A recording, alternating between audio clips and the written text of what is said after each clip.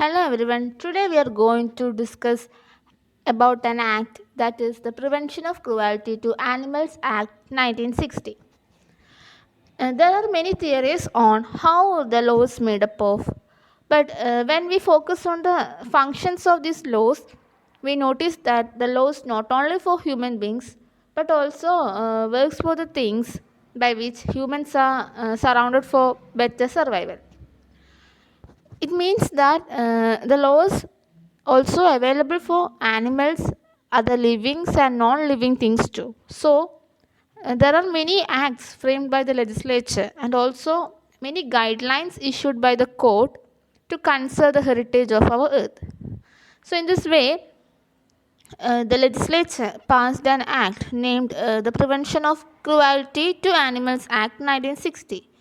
So here we will see how this act was made up and what's the purpose of this act, about the rules and regulations, functions, like that.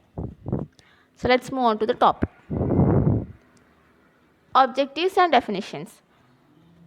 It is an act to prevent the infliction of unnecessary pain or sufferings on animals as well as to prevent cruelty towards the animals.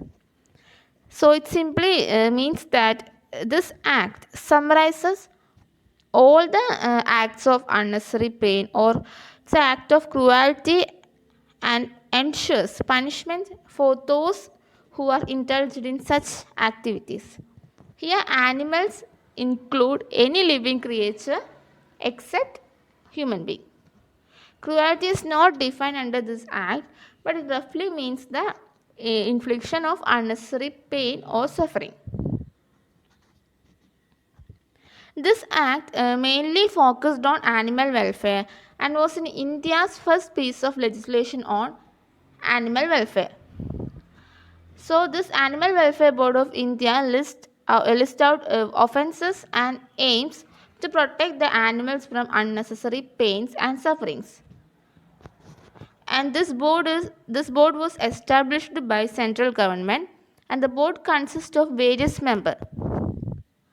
One member is nominated as chairman and others as vice chairman by the central government. The main aim is to promote animal welfare generally and also to protect animals from unnecessary pain and sufferings.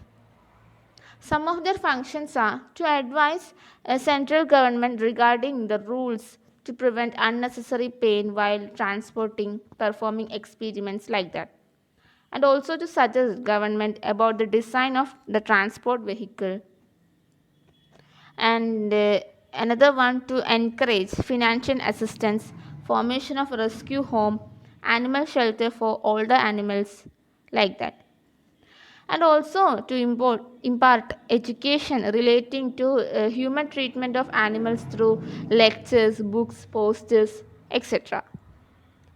So these are all about their functions. Next, about the offences and penalties based on this act. If anyone violates this act, they should face some penalties. The first thing is, treating animals cruelly is punishable with fine not less than rupees 10, which may extend to rupees 50. This is the first conviction. So the first time violation of this provision will be the amount to a fine rupees 50.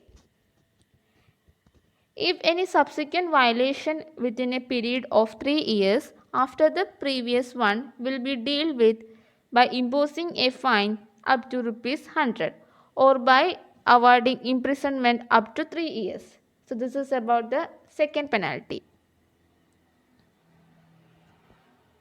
And another one is contravention of any order of a committee or breach of law imposed by committee is punishable with fine up to rupees 200. So these are all about the penalties. So that's all about this act.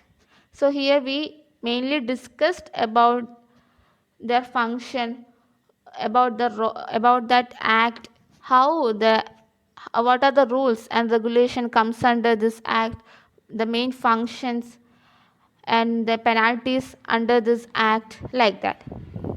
Thank you.